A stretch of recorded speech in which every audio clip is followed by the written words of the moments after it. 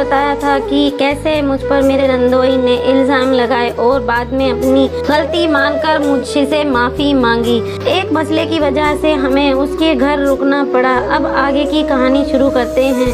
उसने ये कहा कि मैं पूरा साथ दूंगा यह ज़मीन दिलवाने में, लेकिन वह बहुत चालाक इंसान था। उसे तो एक तीर से दो निशाने लगाने थे। एक तीर उसका मेरी तरफ था और दूसरा उस जायदाद को हड़पने की तरफ जो मेरे पति को मिलने वाली थी। एक दिन की बात है कि उसने मुझे अचानक से रात को आकर उठाया और कहा, मैं तुम्हारी खूबसूरती से पागल हो गया हूँ। और उस पर तुम्हारी सादगी पर मैं घबरा गई और कहने लगी कि भाई यह क्या कर रहे हो, मुझसे क्यों इतनी रात में ऐसी बातें करने की कोशिश कर रहे हो।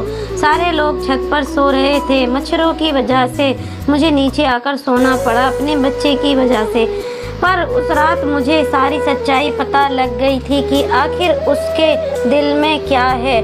उसने मुझसे ऐसी बातें कही कि सुनकर दिल कर रहा था उसी वक्त उसके घर से लौट जाऊं या सबको शोर मचाकर उठा दूं। वह मेरे सामने हाथ जोड़कर खड़ा हो गया और कहने लगा, एक बार मेरी बात सुन लो। वह बोला, मैंने ऐसी औरत कहीं देखी नहीं जो सर्वगुण संपन्न हो, इतनी खूबसूरत, निस्वार्थ, परिवार जोड़कर चलने वाली। तुम्हारी इसी सादगी से मुझे तुमसे प्यार हो गया है। पर मैं जानती थी कि यह प्यार नहीं, हवस है, जिसकी बू मुझे काफ़ी दिनों से महसूस हो रही थी। किसी तरह उस रात भी मैंने खुद को उस गंदे आदमी से बचा लिया और मैं अपनी ननद के बारे में सोचकर चुप रह गई। लेकिन मैंने अपनी ननद को हंसी हंसी में ही कहा, रात को लाइट जलाकर सोया करो।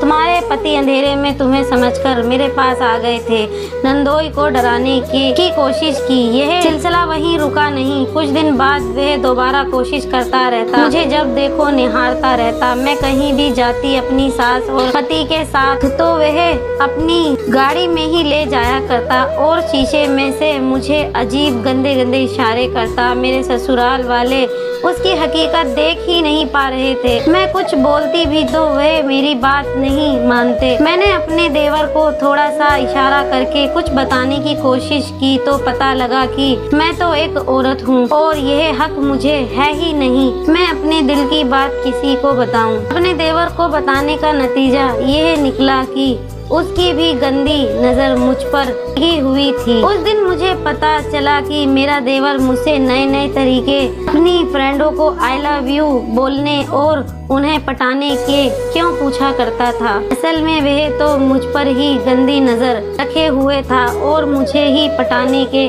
तरीके मुझसे ही पूछा करता था। तो उस दिन बात खुली तो मेरे पैरों तले से ज़मीन निकल गई और इस दुनिया के ऐसे मर्दों से मुझे चिढ़ होने लगी जो कि औरत को अपना गंदा मतलब पूरा करने का मकसद समझते हैं। उनकी नज़रों में औरतें एक सिर्फ और सिर्फ कठपुतली हैं। उसके अंदर ना कोई जज्बात होते हैं, ना ही उनके अंदर दिल होता है जो कि उन्हें बुरा लगे। ऐसी बातों से हमें भी ठेस पहुंचती है। यही सोच रही थी कि अचानक से लड़ाई झगड़े की आवाज़ आई और पता लगा कि मेरा नंदोई मुझे से गालियां दे रहा है और बोल रहा है, इस औरत को यहाँ से भगाओ, नहीं तो कोई भी कोर्ट कचहरी का काम या जमीन का काम पूरा नहीं हो सकता। ये मनहूस है वे इसलिए क्योंकि वो जान गया था कि मैं उसके काबू में नहीं आऊंगी। वह हार चुका था मेरे आगे हाथ पैर जोड़ते जोड़ते और हद तो ये हो गई